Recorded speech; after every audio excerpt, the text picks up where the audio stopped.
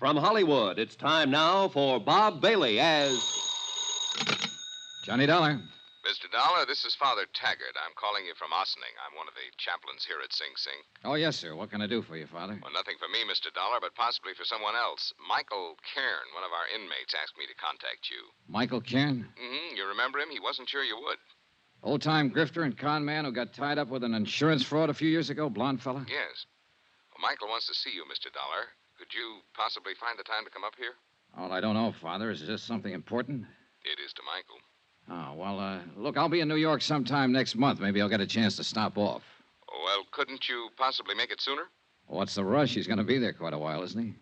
Not very long, I'm afraid. Michael is dying. All right, Father, you can expect me.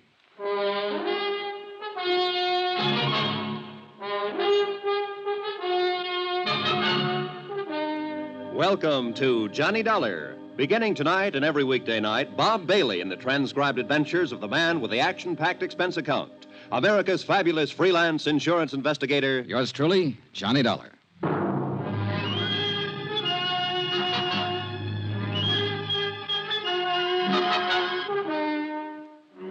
Expense account submitted by Special Investigator Johnny Dollar to the Allied Casualty and Insurance Company Limited, Markham Building, Hartford, Connecticut.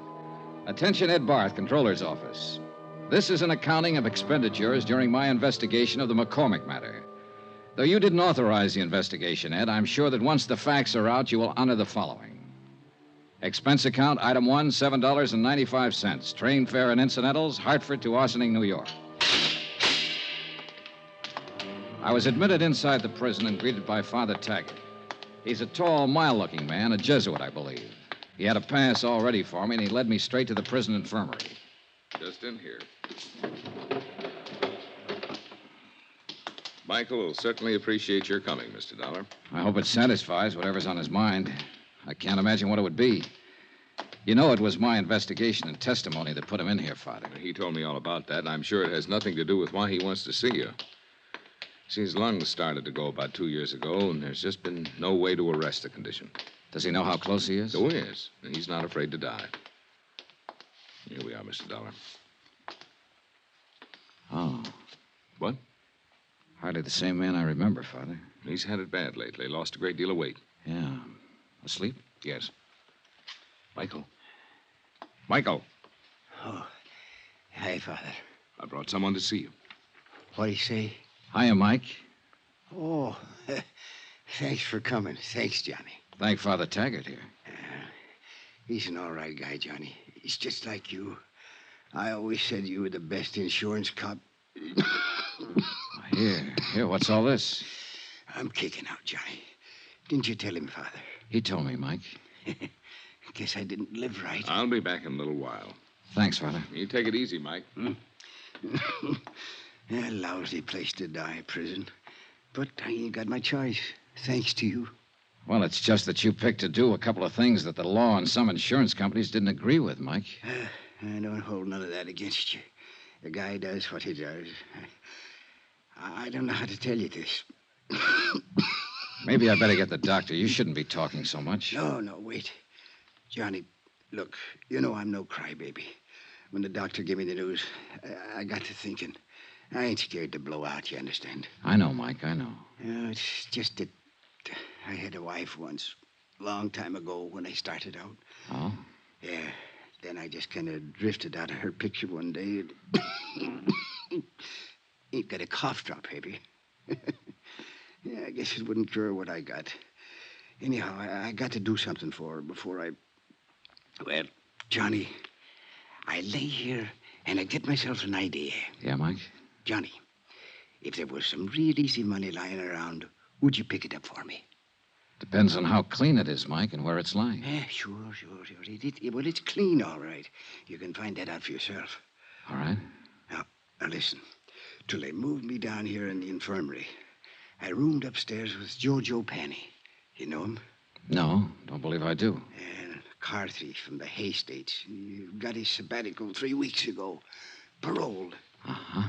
Well, I've been in the camp with a lot of guys, but Jojo Penny takes the cake. He's got a little old 5-year trick to put in. This Jojo, he does it like a vacation. You know, a real picnic. Every time he gets a chance out in the yard, he's taking sun. So he don't get the color, see? Yeah. Well, when they push him in with me, I notice this. And I get to going over it in my head. Yeah. Why does a guy whistle in a cell block, Johnny? Why is he treating it like a rest home? Short term. He's got something outside waiting. That's it, baby. He's got something waiting for him outside. Something that he knows will keep safe. Money. Thought you said this was legitimate, Mike. It is. Now, wait. I didn't ask Jojo anything about this. No, I figured it out myself. Then a couple of times I hear him yelling in his sleep. McCormick, he yells. McCormick. Huh? Make sense now, Johnny? Not yet. The big heist, Johnny, the big heist. A few years ago, a rich guy named McCormick out on Long Island or someplace like that gets turned over for $100,000 worth of jewelry. You remember? Vaguely. Yeah, well, I'm thinking that Jojo Penny was in on it somewhere. Else why would he be singing and whistling and chilling himself around this fly trap for 5 years? Else why would he be talking about that when he's sleeping? McCormick. Yeah. Maybe you've got something, Mike. I know I got something, Johnny. And you got something, too. Oh, no, Mike, take it easy. Oh, I'm all right. Don't you see? The insurance company must have a reward out. They always do. A reward. Yeah, but Mike, look. I tell you, Jojo is the ginzo that done the job. Or he knows who did it. So, you look into it. Work on it. Maybe turn up the stuff and get the reward. Good, clean coin. Yeah. Yeah. Send half of it to my old lady, will you? You keep the rest yourself. What do you say? Huh? Will you?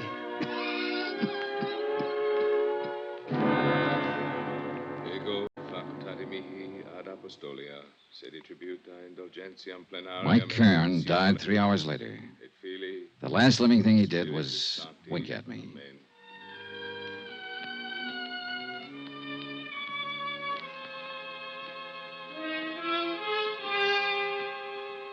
Expense account item 2, $14.20. Train fare and incidentals, Ossining to New York.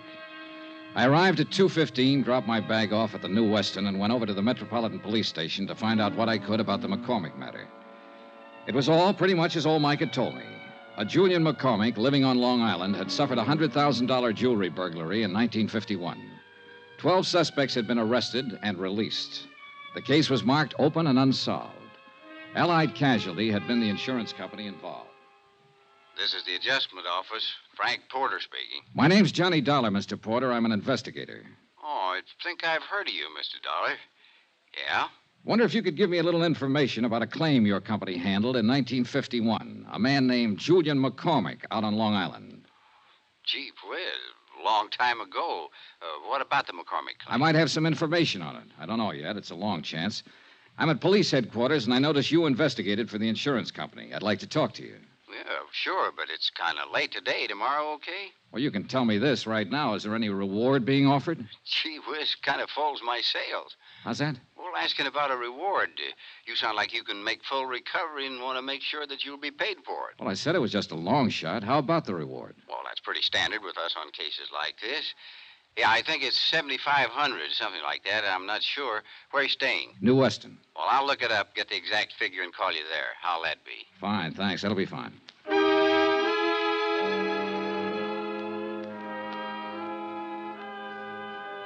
Before I left the police station, I turned out a mug on Jojo Penny. He was a big, broad-shouldered lad with plenty of beef, and a list of petty convictions, 4 of them in New York State. The last one was for carrying concealed weapons. His parole status was good, though, and the parole officer furnished me with his home address. The Allen Hotel, rates day, week, or month, 115th Street.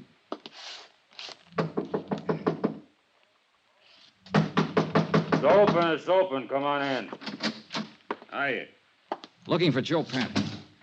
Yes, sir. That's me. My name's Johnny Dollar. Yeah? I just came down from Ossining. I saw a friend of yours up there, Joe. Who was that? Mike Cairn.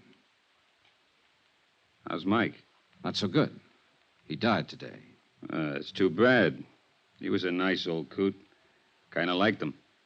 Said if I ever saw you to say hello. Uh-huh. He didn't give you my address. No, I got it from the parole office. You some kind of cop? No, I work for an insurance company. Oh. Buy you a drink? Sure. Why not?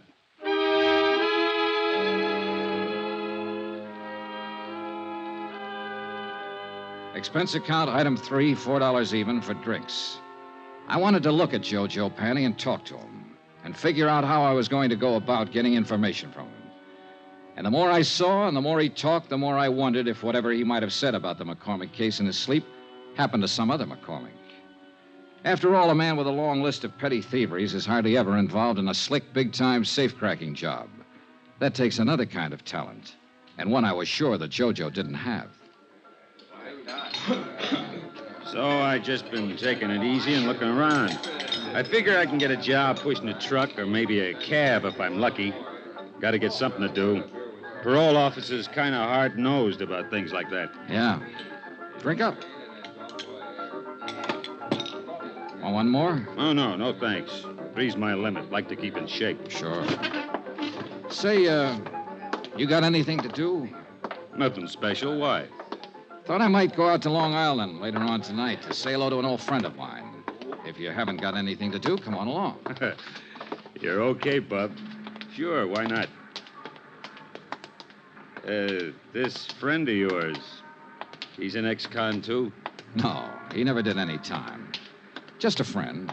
Want to say hello is all. Oh. Rich fella. His name's Julian McCormick. You're, very big with the hellos around here today, aren't you? Anything wrong, Joe? You probably are. Why do you say that? Nothing. Ever know anyone named McCormick? I knew a guy named Arnie McCormick once back in Salt Lake City. We were pals for a while. Oh. Yeah. Arnie was killed in the war. He'd got himself drafted in the infantry. Maybe he's related to my friend Julian McCormick out on Long Island. He wasn't related to anybody, not that bird. I'm leaving. I want to get up early tomorrow. Why not come with me? Thanks for the drinks. He drifted off down the street and left me standing there. And one thing I was sure of, he had the name McCormick on his mind. Whether it was the right McCormick or the right case, I didn't know. Anyhow, he was my one big lead. So I was back at his hotel early the next morning and talking to the desk clerk. Penny, did you say room 210? Yeah, that's right. Vamoose. What? He left bag and baggage last night. Well, where did he go? What's his forwarding address? He didn't say. Just left.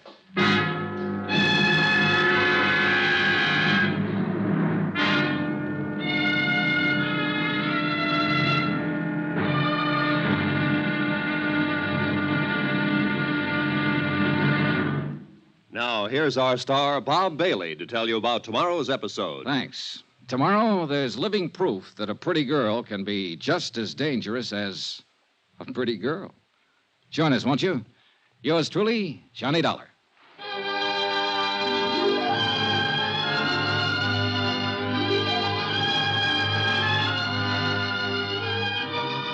Yours truly, Johnny Dollar, is transcribed in Hollywood. Written by John Dawson, the entire production is under the direction of Jack Johnstone. Be sure to join us tomorrow night, same time and station, for the next exciting episode of Yours truly, Johnny Dollar. Roy Rowan speaking.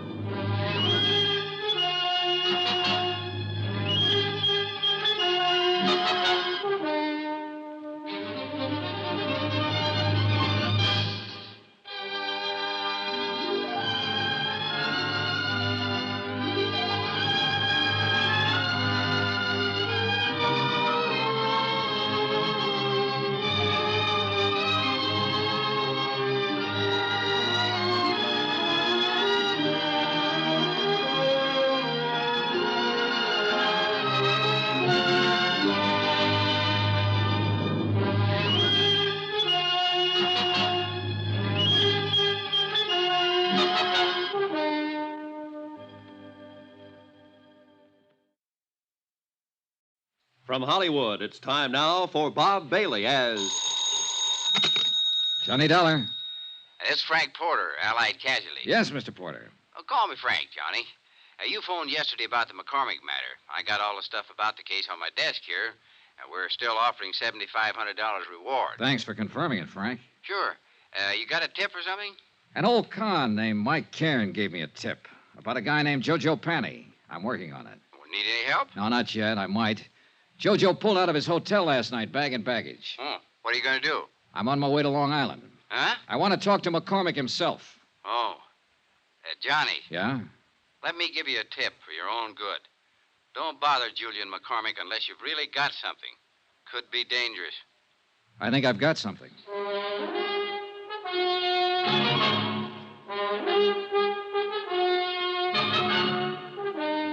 Tonight and every weekday night, Bob Bailey in the transcribed adventures of the man with the action-packed expense account. America's fabulous freelance insurance investigator. Yours truly, Johnny Dollar.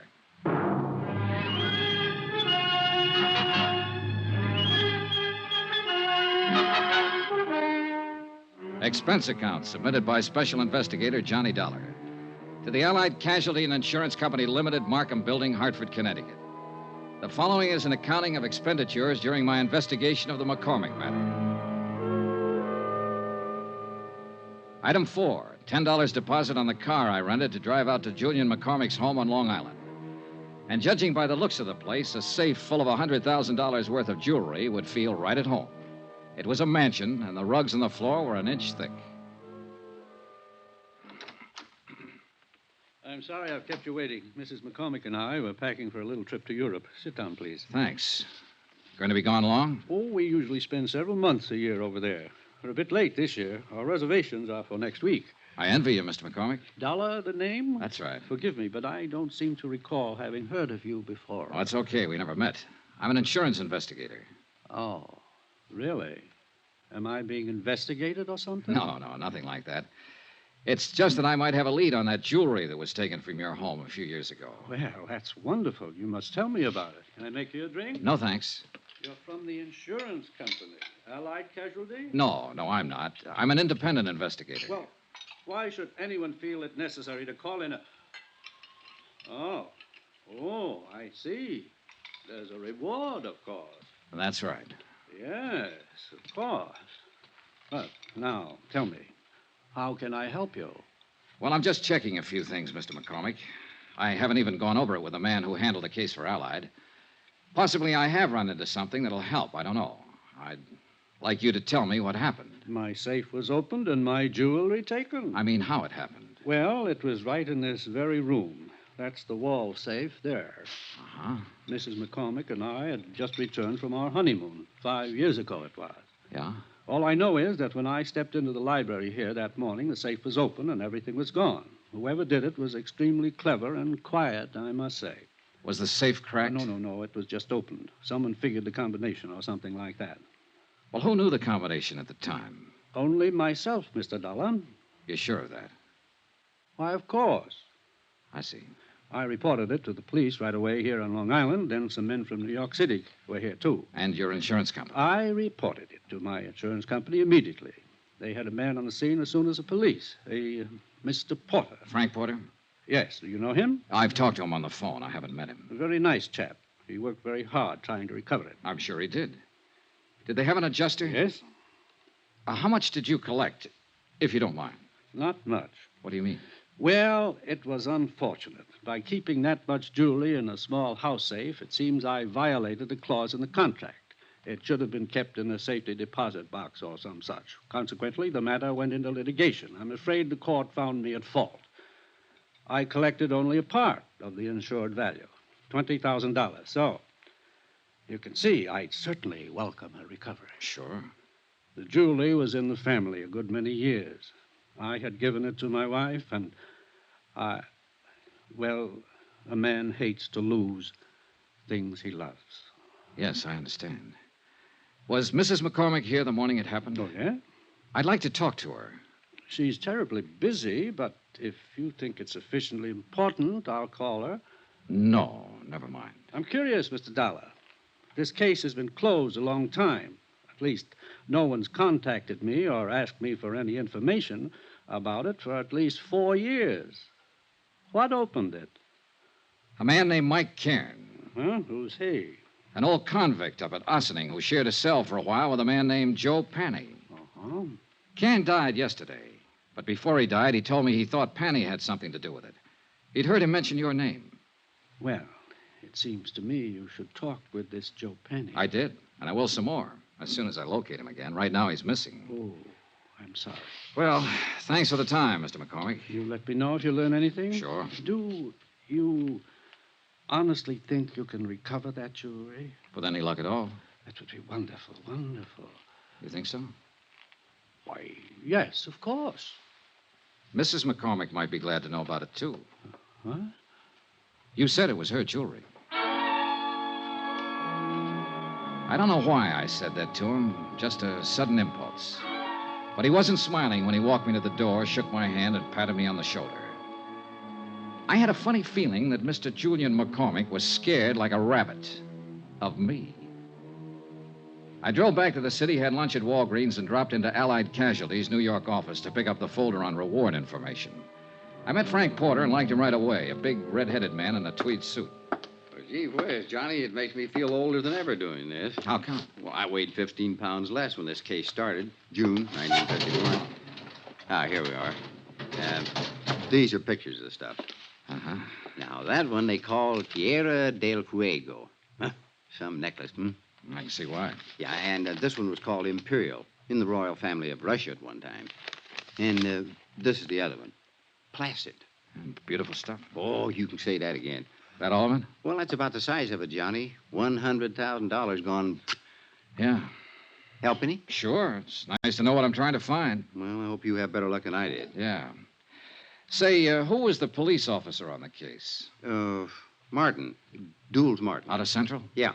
We ran down every lead we could find, big and small. The file said you made 12 arrests. Yeah, something like that, but not one of them panned out. Had to let them all go. Martin requested pickups on every big-time jewelry man in the country. Now, I don't think one of them was overlooked. Well... No, Johnny, somebody just simply walked in that house, opened the safe as neat as you please, and walked right out with all of this. Very slick job. Had to be an experienced man. Well, it might have been a first job for someone just starting in. He got lucky. Yeah, we thought of that, and we didn't think much of it after a while. Frank, Gee whiz, Johnny, nobody could be that lucky. Case the house, know exactly where the safe was, know what was in it, get in, open it up, and get out without anybody, servants, the McCormicks, or any of their friends even seeing it. Mm-hmm, yeah. Well, that wasn't even the hardest part, you see.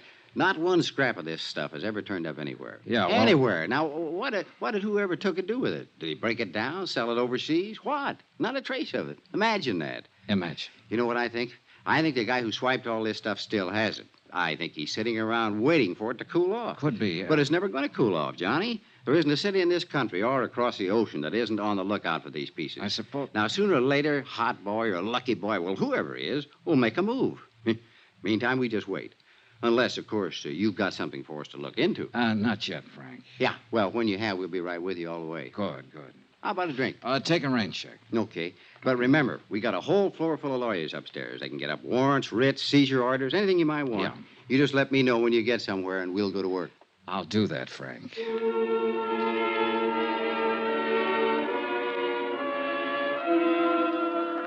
I left Frank Porter and went back over to the parole office to see what had developed with Joe Penny. After all, if he didn't report in, he'd be in violation of his parole, be in real trouble. But nothing had developed. He hadn't put in a change of address, nothing. So I went back to my hotel and had some dinner. Then I shaved, changed my clothes. Expense account, item 5, $1.50 cab fare.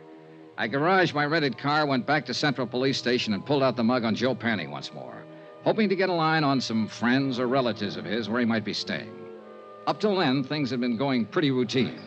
Then a clerk from the parole offices stepped across the hall. Hi, Mr. Dollar. Hi. Thought it was you I saw in here. I wasn't sure. How's it going? Fine. Talk to your friend Jojo Penny yet? Not today. Why? Well, you seemed awful anxious to talk to him, is all. I am. Why don't you go see him? You playing games? I've been trying to find out where he is all day. And I already told you. You what? Sure, I gave it to you half an hour ago when you phoned. When who phoned? Sure, about half an hour ago. Look, Joe Penny called in and told me his address. Yeah? I no sooner set down a phone and you call in and said, "This is Johnny Dollar. Have you heard from Joe Penny?" What? I said, yeah, and I told you his address, that's all. What address did you say? The Allen Hotel on 115th Street, same place he was before. What's the matter, you forget?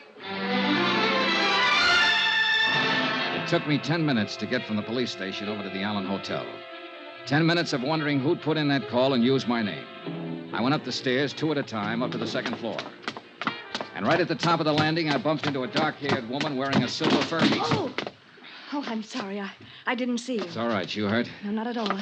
Please, let me go past. I'm in a hurry. Yeah, I'd be in a hurry, too. What do you mean? The gun. What? You should carry it on the inside of your purse. Oh, I didn't... Suppose I take it. No, let go of me. Fingernails, huh? Give it to me. All right, take it. She'd given it to me, all right on the side of the head.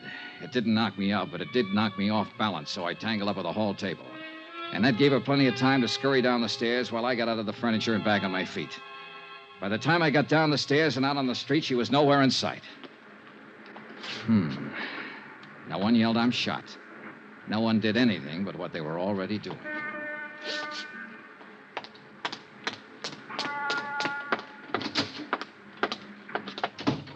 Hi. Where were you just now? You weren't here at the front desk? I was out back eating my dinner. Why? Oh, nothing. You happen to see that woman who just ran through here? No. Tall, dark-haired woman, about 30, wore a mixed stole? Me? Yeah. Oh, you're kidding in this joint. Oh, brother. You still looking for Joe Panny? He lives here again, doesn't he? Yeah. Have you seen him? Where is he? Out. I sat down with myself and waited. A half an hour later, when the clerk went back to finish his dinner, I stepped over to the desk and borrowed his pass key and went back up the stairs to room 210.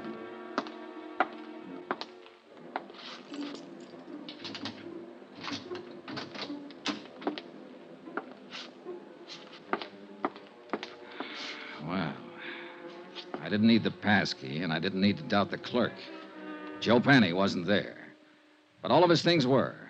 The curtains were drawn and the windows closed. Every drawer had been pulled out of every dresser. The mattress on the bed was slit from top to bottom, and the rug had been ripped and turned over.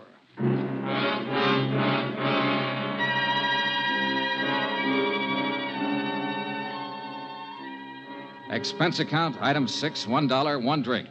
For me. I left Jojo's room, went to the nearest bar, sat down, and had a drink. A scared victim, a missing con, a dark-haired woman wearing a mink and a gun, and other things. Right then and there, I decided that Mike Cairns' tip had been pretty good at that.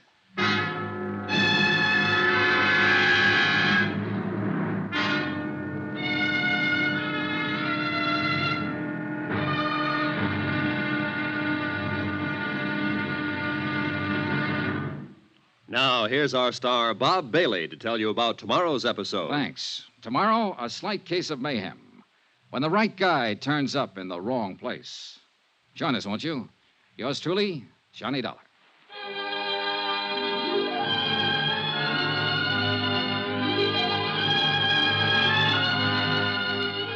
Yours truly, Johnny Dollar, is transcribed in Hollywood. Written by John Dawson, the entire production is under the direction of Jack Johnstone. Be sure to join us tomorrow night, same time and station, for the next exciting episode of Yours truly, Johnny Dollar. Roy Rowan speaking.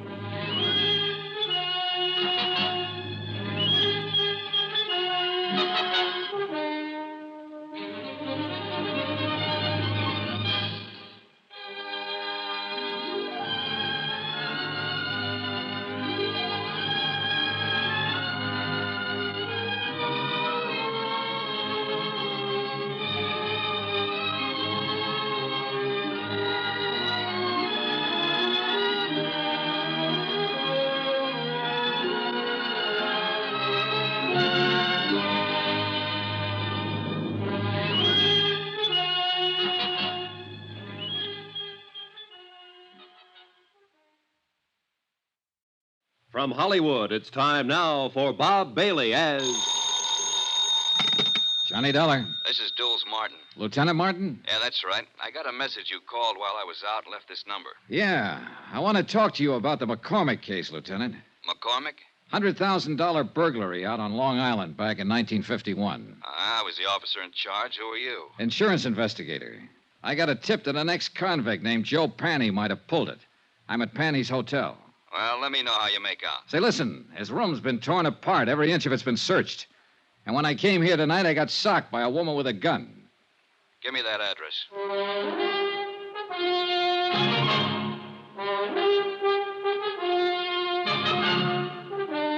Tonight and every weekday night, Bob Bailey in the transcribed adventures of the man with the action-packed expense account. America's fabulous freelance insurance investigator. Yours truly, Johnny Dollar.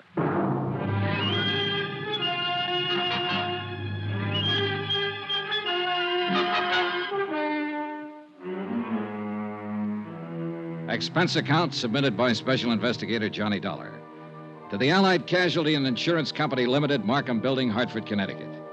The following is an accounting of expenditures during my investigation of the Macormack Matter. Expense account, item 7, $2, 2 drinks. For myself and Lieutenant Dools Martin, NYPD. A big, swarthy man who seemed to know what he was about. Martin looked over the damage done by the unknown ransacker of Joe Panny's room, questioned the clerk, who was unable to furnish any helpful information. Then, because Joe Panny was officially a parole violator, ordered a general pickup. We should be able to get our hands on him pretty soon, Dollar. I hope it's that easy, Lieutenant. Any reason why it shouldn't be fairly routine? No, just a feeling, I guess. I don't know.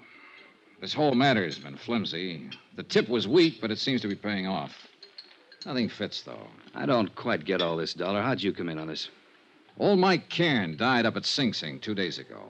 Before he went, he told me he believed Joe Panny might have pulled the McCormick burglary. It didn't seem likely then, Panny being a small-time auto thief and whatnot.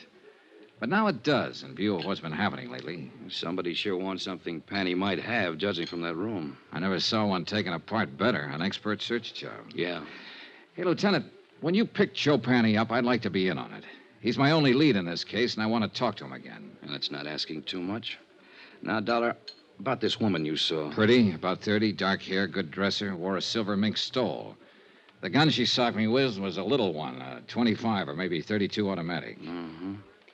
You think she might have done the searching in Joe's room? What do you think?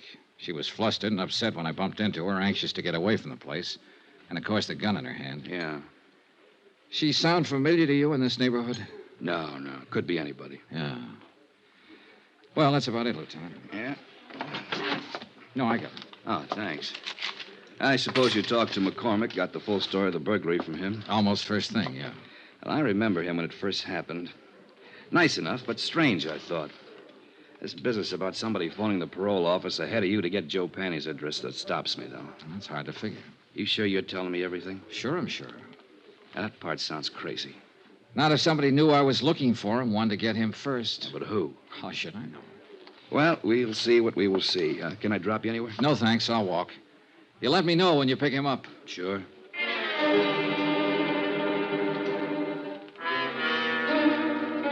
2 days passed, and I didn't hear from Lieutenant Martin. I finally phoned in, and a supplementary had turned up, no leads. Martin had men watching Joe's hotel. His former friends and acquaintances were being checked. Meanwhile, I decided to try and find out who the dark woman in the first stole had been.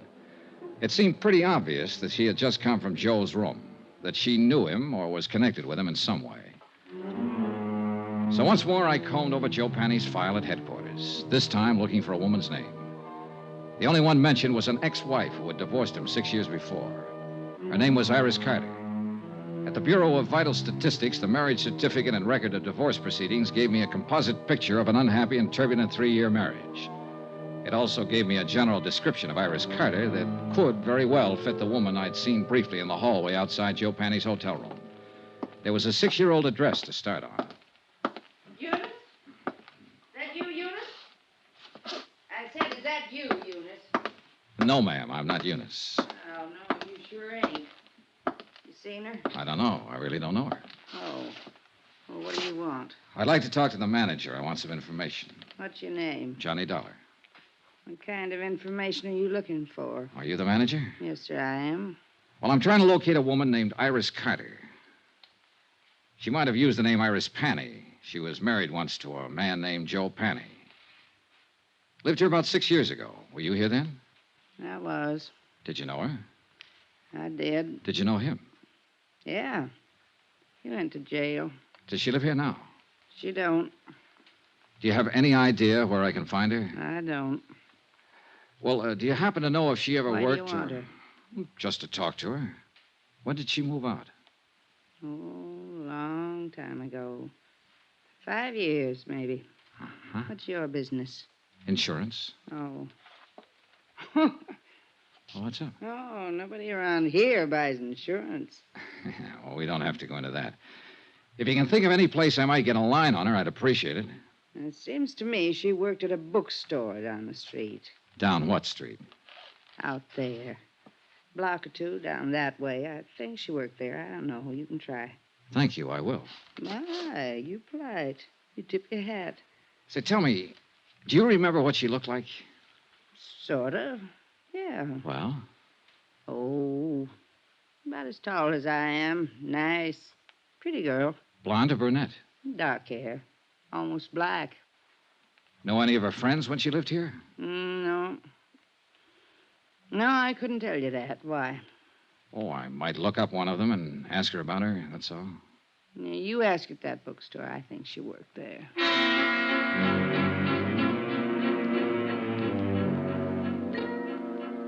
The bookstore Iris Carter Panny had worked in was as dismal as the neighborhood. The proprietor, a Mrs. Olds, yielded a little more helpful information than Iris Carter's former landlady.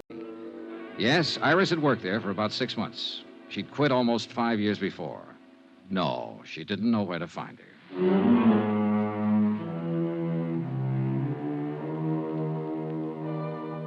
Expense account, item 8, $1.02 lunch.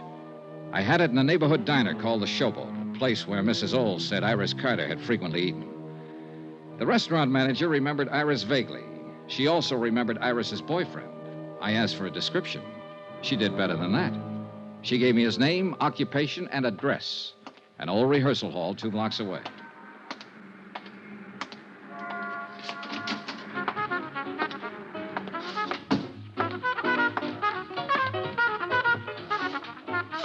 The 5-man combo working there was really putting it out. Yeah, and the minute I saw him, I knew the boy wearing the trumpet was the one I was looking for.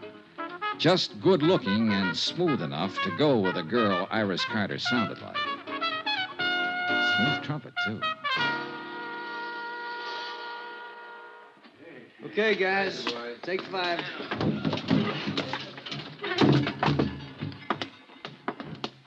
I'm looking for Jack Lang. You found him.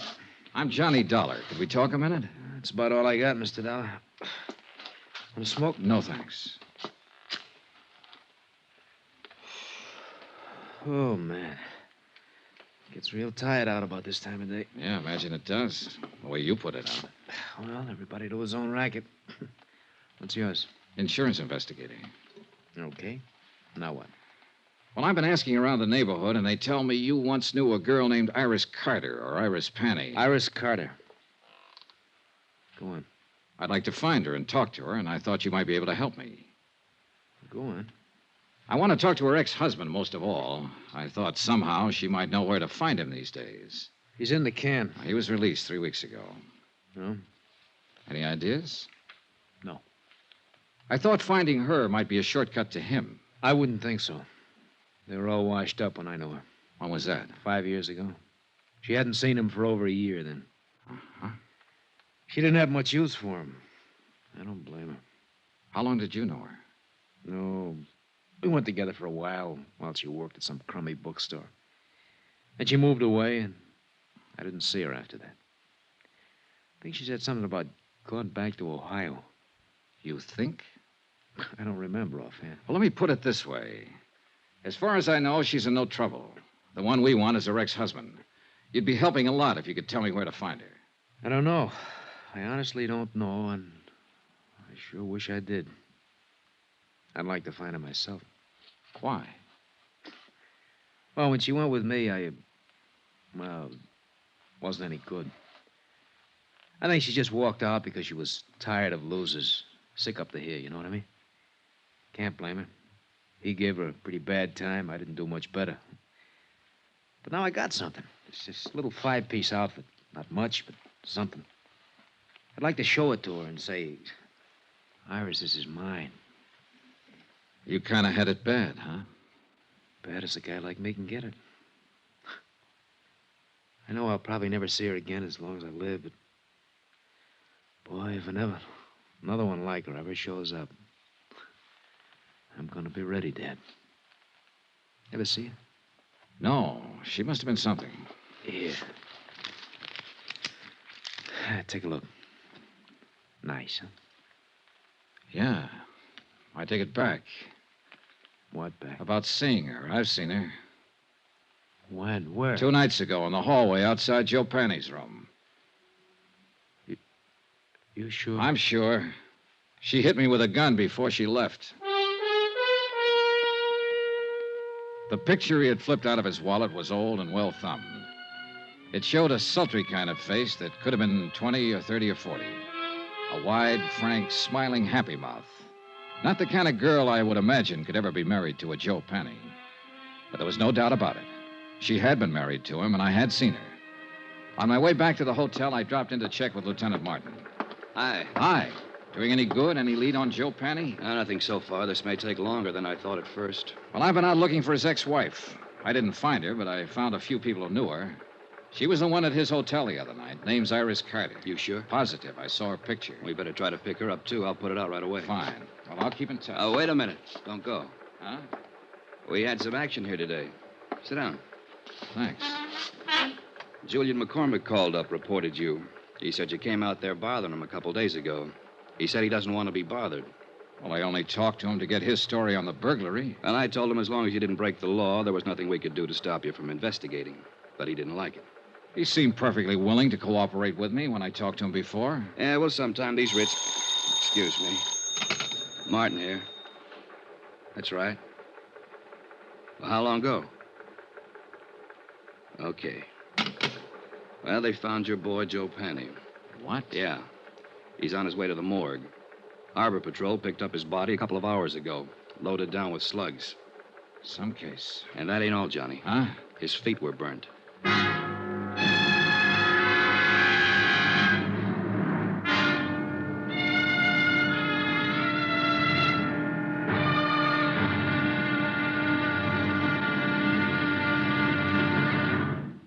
Now, here's our star, Bob Bailey, to tell you about tomorrow's episode. Thanks. Tomorrow, a phase of this case that ought to be called the Talking Corpse. For believe me, this one said plenty. Join us, won't you? Yours truly, Johnny Dollar.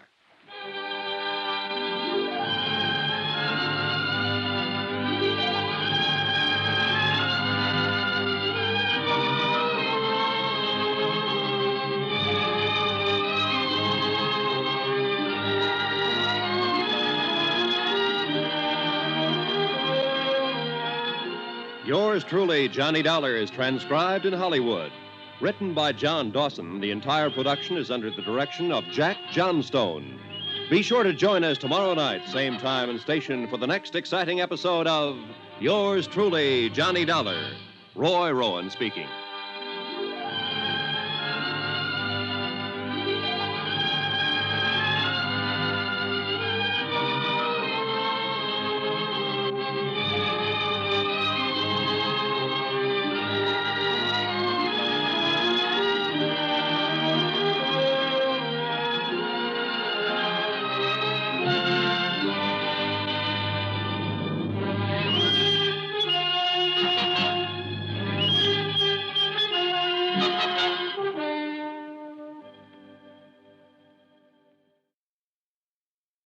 From Hollywood, it's time now for Bob Bailey as... Johnny Dollar. Frank Porter at Allied Casualty. How's it going, kid? I don't know. You ever find Joe Penny? The Harbor Patrol found him floating around the harbor. He'd been shot and his feet were burnt. What? Gee whiz, torture. Well, what can I do to help? Find a girl who was once married to him? Joe Penny had a wife? Yeah, she wears a mink stole these days and carries a gun. She's tied up with it somewhere. Her name's Iris Carter. Iris Carter. You've met her? Just long enough to get slugged with her gun. Well, wait a minute. I'd like to get it all straight. Can I come over? I'll be here.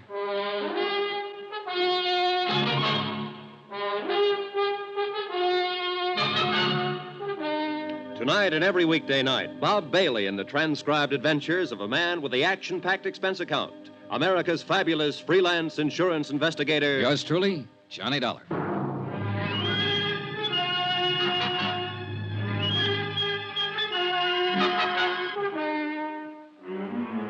Expense account submitted by Special Investigator Johnny Dollar. To the Allied Casualty and Insurance Company Limited, Markham Building, Hartford, Connecticut. The following is an accounting of expenditures during my investigation of the Macormack matter. Expense account, item 9, $14 even, secretarial services.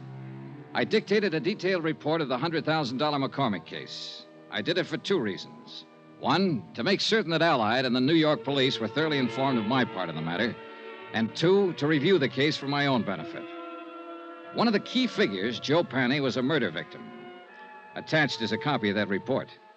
I tried to cover as closely as possible my conversation with Mike Cairn at Sing Sing when he tipped me off that Joe Panny had something to do with the Macormack burglary of 5 years ago. Also, one conversation with Joe Panny, his subsequent disappearance, and murder. I had a copy for Frank Porter when he showed up at my room. He read it from top to bottom. Gee whiz, Johnny, if this isn't something. You come here for Joe Panny. It looks like he did the McCormick job. Now he's dead. You're stopped. What can you do? Find his wife, maybe? You're doing this at your own expense, aren't you? Oh, I think your company will pay for it in time. You have to recover the stuff. I know. You think you will? I think so, yeah. Well, your key man's dead. You'll have to start all over again. Maybe not. I don't really know whether Joe Panny was my key man or not. I still can't see a small-time auto thief working a big, slick safe burglary. Every indication is that he was the one. I know. I'd like to find that girl, Iris Carter, and talk to her about it. She's connected with it. Now, from what you say on the paper, yeah, very much. Oh, gee whiz, I feel like a fifth wheel. I'm not helping you a bit. You know, I handled this case for the company when it first broke. I worked with Lieutenant Martin for 6 months on it, and we didn't turn up a thing. You're on it 3 or 4 days, and you have all kinds of action. Well, I must have stepped in at the right time. Yeah. Johnny, Mm-hmm. somebody gunned Joe Panny down. Now, I know you like to work alone and do things your own way, but be careful if you stay on this. I get worried when somebody starts shooting. Oh, sure. I didn't get that, though. What? If I keep on this, I wouldn't let it go now if my life depended on it.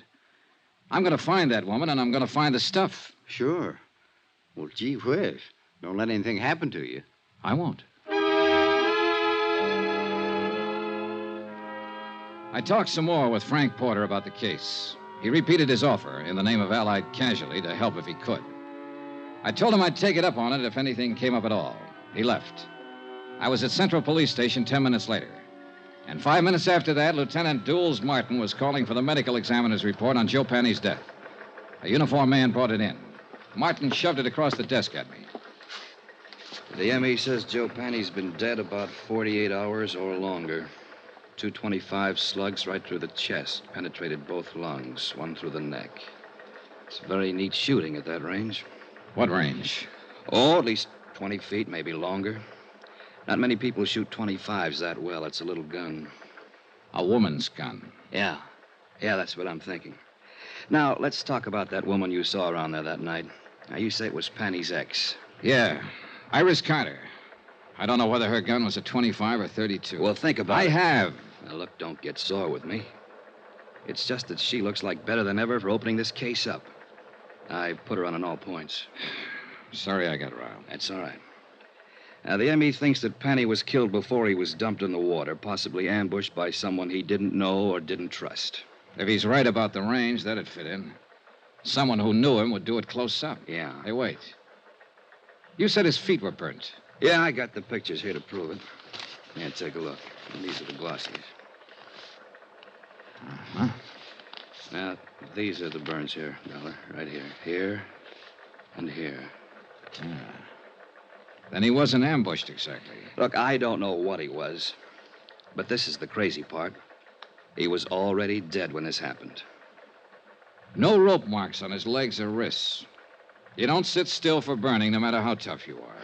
It's fascinating, huh? Someone shot him down, then tried to make it look like he was tortured for information first. Cover up. He's supposed to look like he knew something or had something. And maybe he didn't know or have anything at all. Oh, how do you feel? Lousy. If the burning was cover up, then maybe the big search of his room was cover up, too, to throw us off. To throw you off. Not me. I wasn't in on it then. Yeah. Well, one thing that's genuine. What's that? The corpse.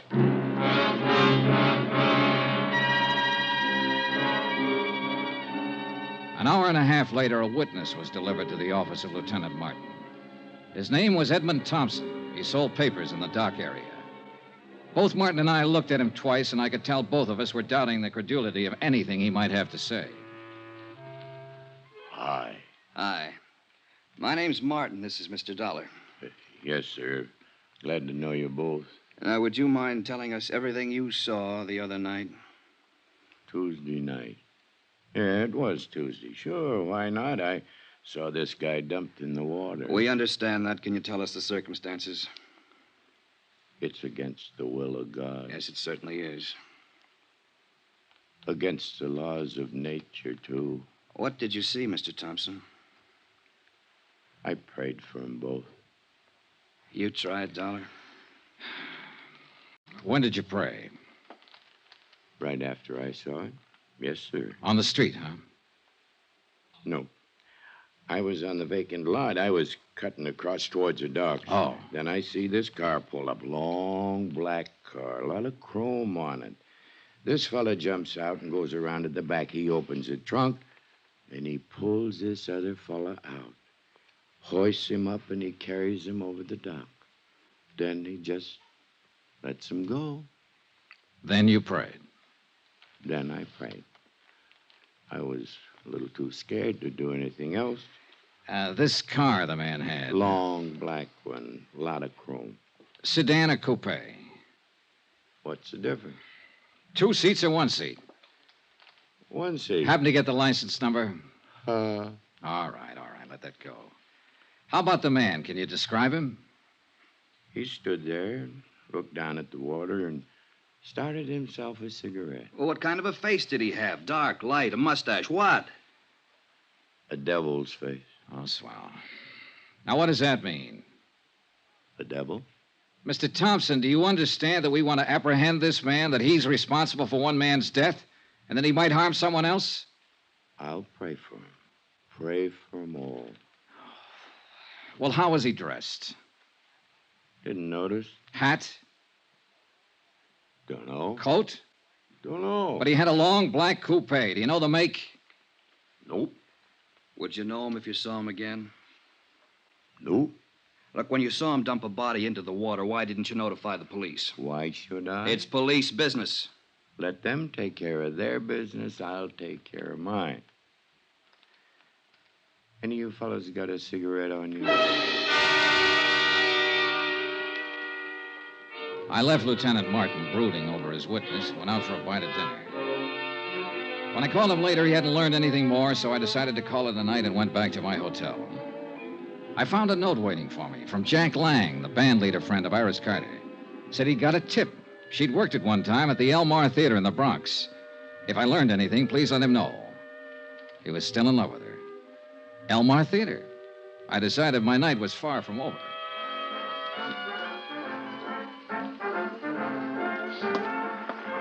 Hey, you. Buy a ticket out front if you want to look at the girl. I only want to see one. Her name's Iris Carter. Does she work here? I just told you, go buy a ticket out front. Just tell me this. Does Iris Carter work here? Is the name familiar to you? Have you ever seen her or heard of her?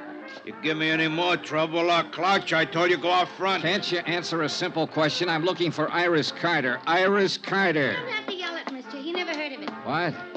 Call me a cop, Gloria. This Never mind, guy's Pop. giving me... Never mind. I'll take care of him. Come on, you.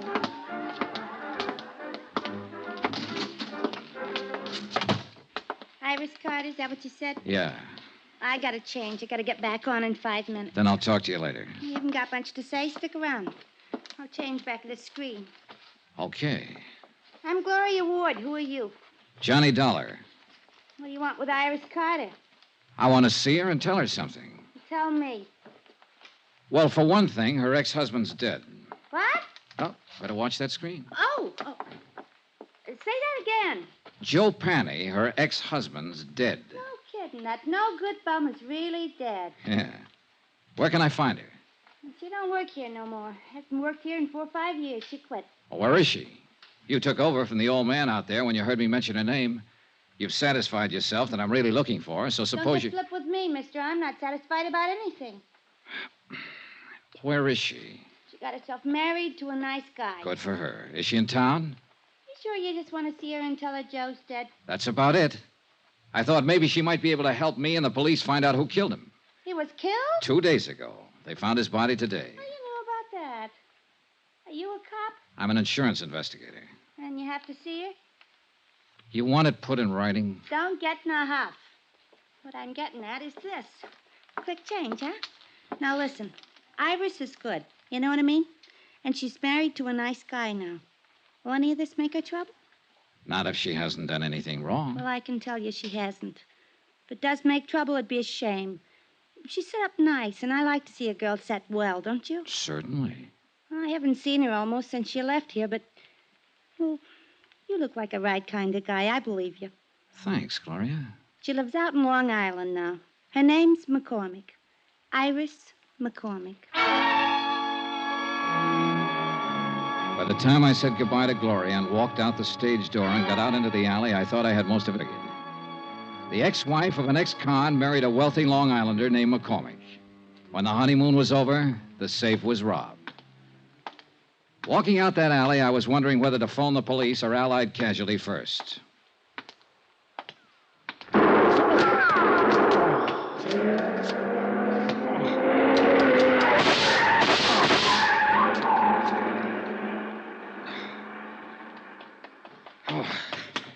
Shooting. You've been hit. Oh, it isn't bad. Did you see him? I didn't see nobody. The car. See the car, the one that just gunned out. Oh, the car. Oh, yeah, the long black coupe, a lot of chrome. A fella didn't have his lights on. Hey, that's against the law. Hey, you need help, mister. No. No, I'm all right.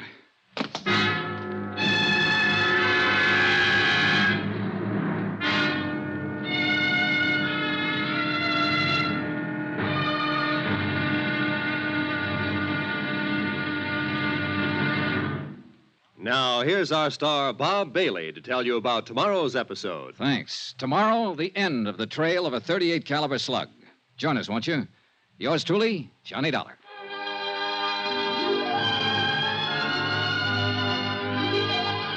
Yours truly, Johnny Dollar, is transcribed in Hollywood. Written by John Dawson, the entire production is under the direction of Jack Johnstone. Be sure to join us tomorrow night, same time and station, for the next exciting episode of Yours truly, Johnny Dollar. Roy Rowan speaking.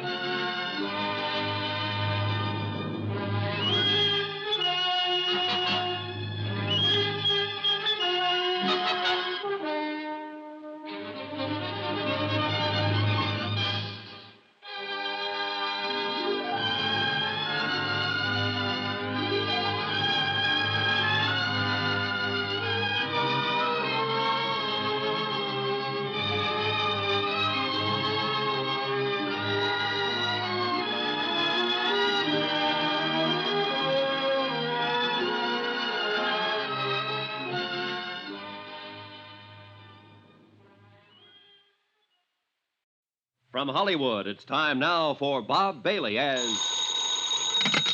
Johnny Dollar. Ready with your party in Hartford, Connecticut, Mr. Dollar. Go ahead, please. Hello, Mr. Barth. Yes? This is Johnny Dollar. Johnny, what's up? Now listen carefully, Ed. I've just been shot. What? Oh, it's nothing serious. I'm backstage at the Elmar Theater in the Bronx. Johnny... I'm all right. Now listen to me. I got a tip from old Mike Cairn, a convict, that a man named Joe Panny might have had something to do with the McCormick case a few years ago. Yes, a jewelry case, $100,000. Well, Panny's been murdered. I didn't get a chance to learn anything from him, but I have learned that Panny's ex-wife is married to Julian McCormick. You've contacted our New York office? I've been trying to get your man Frank Porter at his home, but no one answers. It's going to be pretty nasty for Allied Casualty if she plotted with this Joe Panny to rob McCormick. Yeah. Do you want me to wait and let Frank Porter handle it? No. You go ahead. If somebody's throwing bullets around, they'd better be stopped before... Oh, well... By me rather than Frank Porter, huh? Okay.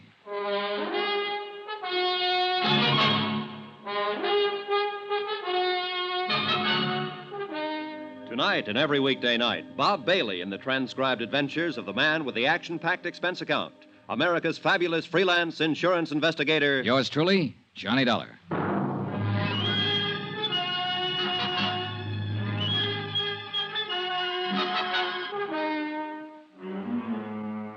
Expense account submitted by Special Investigator Johnny Dollar to the Allied Casualty and Insurance Company Limited, Markham Building, Hartford, Connecticut. The following is an accounting of expenditures incurred during my investigation of the Macormack matter. Item 11, $7.50, one bottle of scotch, which I sent the stage doorman out to get while I was calling Ed Barth at Allied Insurance. Apparently, everybody in the neighborhood thought the exchange of shots between me and somebody in a long black coupe were backfires. It was the doorman who dragged me back in the theater. You got yourself a boy now, mister. Ah, it's just a graze. I sure don't get you. Calling insurance people are not police. Somebody fires a gun at you, call the cops. Have another drink. That's the way it seems. Hey, where you going? You should see a doctor. Later. I went back outside in the alley where the shooting had taken place. 10 minutes of looking around, and I dug a pair of .38 slugs out of a telephone post.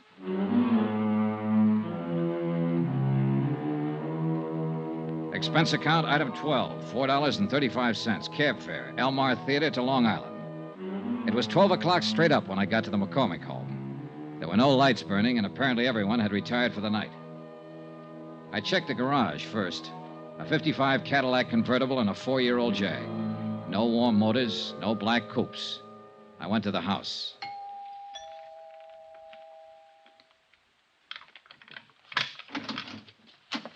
Oh, it's you. Hello, Mrs. McCormick. No, please. Please don't come in here. My husband. Oh, please. I don't know who you are, but I remember meeting you at the hotel the other day. I'm Johnny Dollar, an insurance investigator. Insurance? Oh, well, there must be some way we can fix this up. Talk to me tomorrow. I'll meet you somewhere. How can you fix up murder? Murder? What are you talking about? Joe Panny's dead. Your ex-husband. He was shot with a .25. Just like the one you swung at me at the hotel. Oh, no. You want to tell me about that? All right, I'll tell you. Joe was your husband once. You helped him rob this house 5 years ago. He couldn't have done it alone. He wasn't that slick. He wasn't that good. He could steal a car, but a safe lock's different from ignition. Well? Yes. Yes, I helped him do it. He made me. He promised me if I helped him, I'd never hear from him again. I opened the safe for him. But you were down to see him at his hotel the other night. You searched his room. Searched his room? Yeah. Well, I don't know anything about that. He called me, said he wanted money. I didn't know where he'd been for these last few years. Up the river. Oh, well, he wanted money. Only he wasn't there when I went there. And I was. Yes. And the gun? I went down there to kill him. But I didn't see him. Not then. Later somewhere. I haven't seen him at all, I tell you. Just talked to him on the phone. I don't suppose it'd make any difference if I told you I had a good reason. If I told you I love my husband very much. Not likely, in view of the fact you helped your ex-husband rob him of $100,000 worth of jewelry 5 years ago. Oh, I can explain that. Joe came around when we got back from our honeymoon. It's an old story. My past isn't all it... Well, anyhow, Joe threatened to tell my husband about it, unless I gave him money. I didn't have any, so I opened the safe for him that night. It was all I could think to do. Yeah. Then you split with him later on. I told you I haven't seen him. Why would I want to do that? I have everything I want in life right here. Mostly my husband. Well, it's still a police matter, Mrs. McCormick. I spent a long time looking for you. Maybe you better get your coat. Iris, Oh, you'll remain exactly where you are. Julian. And so will you, Mr. Dollar. Julian, you heard what I said. Don't worry about it, my dear. Mr. Dollar, I'm a gentleman, but this is a gun. I noticed. A .38. I got a couple of slugs in my pocket that came from it. Stand over there. Now, this is pretty silly. You can put that thing away and we can settle this the only way it can be My wife has settled. told you the absolute truth, Mr. Dollar. She's innocent of any wrongdoing so far as I'm concerned. Is that clear? It's pretty glib, McCormick. She's accessory to a $100,000 heist and she hasn't done anything wrong. If she wanted to give them away... To an ex-husband. To anybody. That was her affair. I would not press charges. Well, that takes care of you. How are you going to square it with Allied casualty in the state of New York? And you also forget a little matter of a dead man. But I haven't forgotten you, Mr. Dollar. Julian, please don't. I've caused enough trouble, please. Calm yourself, my dear. This is the least I can do for you after what you've done for me. Just being my wife. Mr. Dollar, will you accept money? Not enough for murder.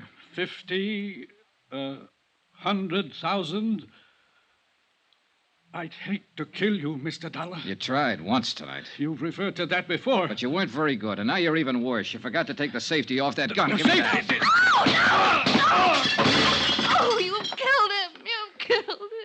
Ah, he's all right. Get out of the way and let me see that gun.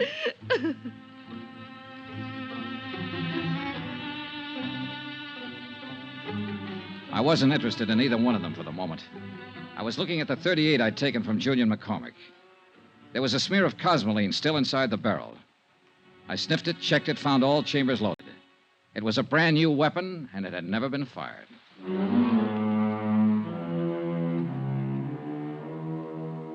Expense account item 13, $5.50, cab fare again, this time from Long Island to an apartment in Queens. The man I wanted to see was Allied Casualties man Frank Porter. He lived in a very polite neighborhood. That's apartment 203, but Mr. Porter's not in, sir. I'll wait for him. Yes, sir. It's all right if I sit in your lobby, isn't it? Oh, yes, sir, but I'd prefer that you waited somewhere else. You would? This is a rather exclusive apartment building, sir, and we don't like people loitering in the lobby. Well, I'm on a pretty exclusive mission. But you don't like the mud on my clothes and the tear on my coat, huh? Are you a friend of Mr. Porter's? Yeah. Good friend? He wouldn't mind if I waited in his apartment, if that's what you mean. No, sir. Impossible. But a couple of bucks can do wonders sometimes. It was quite a layout. Books, pictures, furniture, and whatnots that make living at home pretty agreeable. I propped myself up on a stool at Frank's little bar, poured myself a drink, and sat there waiting for him. I was like that a half an hour later when he showed up. He looked a little unsteady on his feet. Oh, gee whiz. Johnny Dollar. Hi. You're the last person in the world I expected to see. I'm glad to light and let you in. I didn't think you'd mind. No, not at all. I tried to phone you earlier tonight. You were out. I'm sorry. Chief Whiz, what's on your mind, Johnny? I wanted to tell you I was shot at tonight.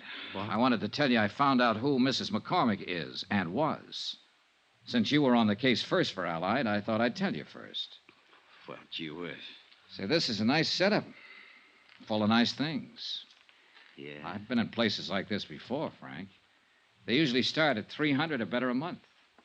Good maid service, phone service. All those things cost money. A lot of money. Don't they, Frank? Gee whiz.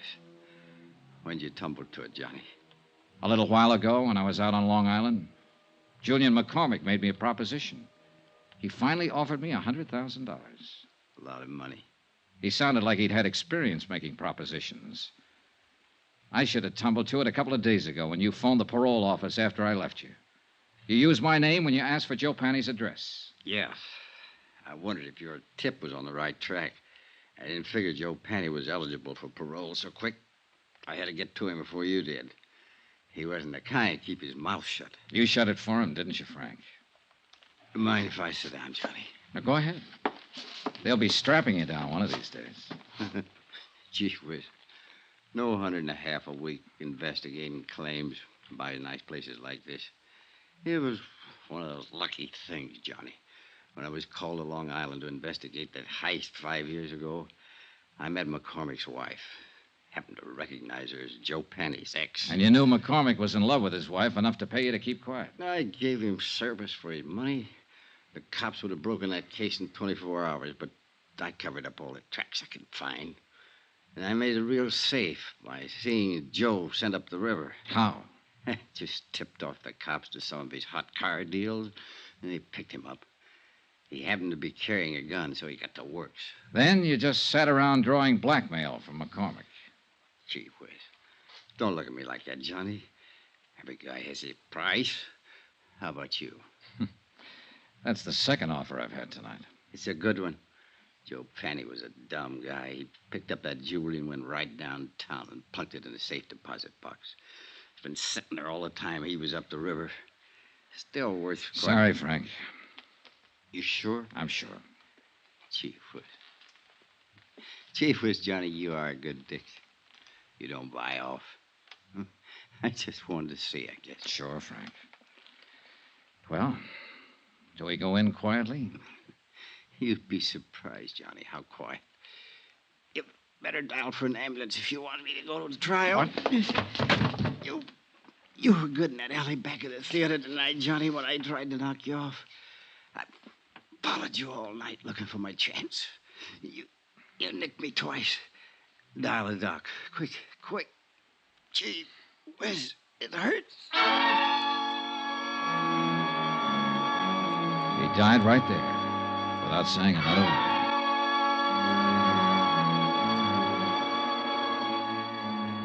The disposition of the case and what to do about Frank Porter, an insurance adjuster who goes bad, is a matter I don't have to handle. And I'm glad. Expense account item 14, hotel and board in New York City, $79.30. Item 15, $84, legal fees and incidental expenses involved in locating the widow of Mike Cairns, who it seems is still alive somewhere in Iowa and will accept half the reward as promised. Item 16, $14 even, transportation back to Hartford. Expense account total, $265.91. Remarks? Gee whiz. Yours truly, Johnny Dollar.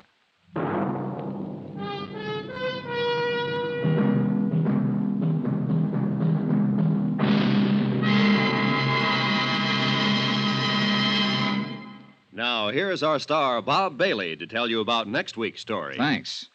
Next week, the story of a ship, the Molly K. Destination, Davy Jones' locker. Join us, won't you? Yours truly, Johnny Dollar. Yours truly, Johnny Dollar, is transcribed in Hollywood. Written by John Dawson, the entire production is under the direction of Jack Johnstone. Heard in this week's cast were Mary Jane Croft, Virginia Gregg, Marvin Miller, Forrest Lewis, Frank Gerstle, Herb Butterfield, Herb Ellis, Tony Barrett, Ken Christie, Jack Crucian, and Junius Matthews. Be sure to join us on Monday night, same time and station, for another exciting story of Yours truly, Johnny Dollar. Roy Rowan speaking.